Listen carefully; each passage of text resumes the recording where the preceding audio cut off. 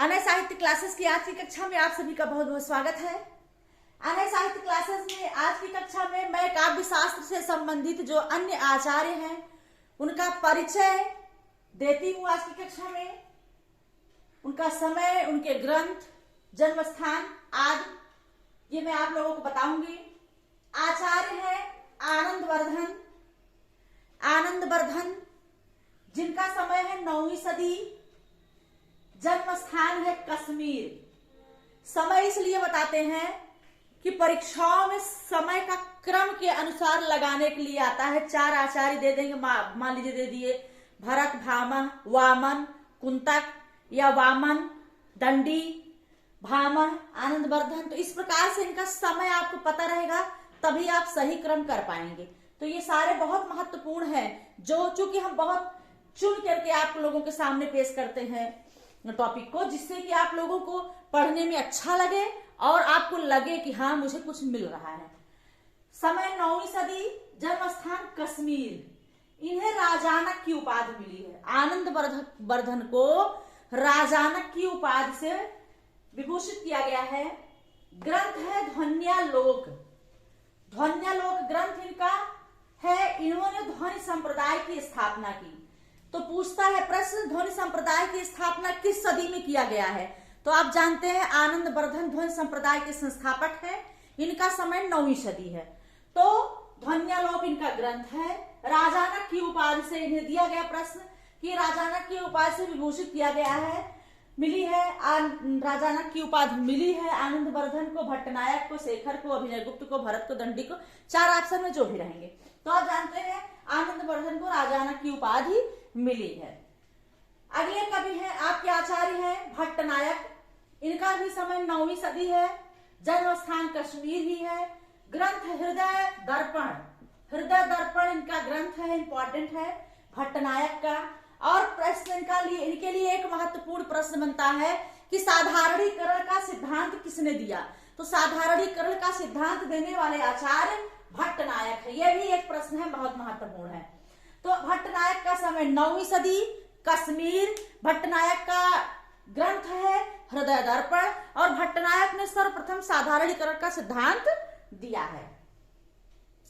अगले आचार्य है राजशेखर। राजशेखर का समय 9 और 10वीं सदी। 9वीं और 10वीं सदी राजशेखर का समय है। जन्म स्थान विदर्भ है। विदर्भ ये प्रतिहारेंद्र राज के सभा पंडित थे, उनके आश्रय में रहते थे और इन्हें प्रतिहारेंद्र राज का उपाधि मिला है। प्रतिहारेंद्र राज इन्हें कहा जाता था, किसे? राजशेखर को। प्रश्न बनता है कि प्रतिहारेंद्र राज किसे कहा जाता है? वामन को, दंडी को, राजशेखर को, भरत को। तो आप जानते हैं भरत को मिला है प्रतिहारेंद्र राज की उपाधि। और इनका ग्रंथ है काव्य मीमांसा। काव्य मीमांसा एक शिक्षा परक ग्रंथ है। कैसा है? शिक्षा परक ग्रंथ है काव्य मीमांसा। राजशेखर का बहुत महत्वपूर्ण ग्रंथ है। अगले सब आचार्य है अभिनव गुप्त। अभिनव गुप्त का समय 10वीं सदी है। इनका जन्म स्थान है कश्मीर और इनका ग्रंथ है ध्वन्यालोक लोचन, जो कि आनंद वर्धन का ग्रंथ ध्वन्यालोक का ये टीका है, ध्वन्यालोक लोचन। और अगला ग्रंथ है अभिनव भारती। अभिनव भारती भरत मुनि के नाट्य शास्त्र की टीका है। और अगला इनका ग्रंथ है काव्य कौस्तुक विवरण। काव्य कौस्तुक विवरण इनका जो है ये ग्रंथ है, ये भी टीका है।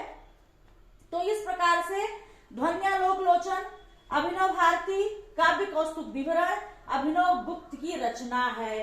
प्रश्न पूछता है कि ध्वन्यालोक का की टीका किसने लिखा है, किस नाम से लिखा है? तो ध्वन्यालोक आनंद वर्धन की ध्वनि संप्रदाय से संबंधित ग्रंथ है। उसकी टीका ध्वन्यालोक लोचन नाम से या लोचन नाम से ग्रंथ की टीका किया है अभिनव गुप्त ने। तो अभिनव गुप्त का समय 10वीं सदी, स्थान कश्मीर, ध्वन्यालोक लोचन, अभिनव भारती, काव्य कौस्तुक विवरण। तो ये रहे आपके काव्य शास्त्र से संबंधित 4 महत्वपूर्ण आचार्य। आनंद वर्धन राजानक की उपाधि, ध्वन्यालोक इनका ग्रंथ है, ध्वनि संप्रदाय की स्थापना किए हैं। भट्टनायक साधारणीकरण का सिद्धांत दिए हैं। हृदय दर्पण इनका ग्रंथ है।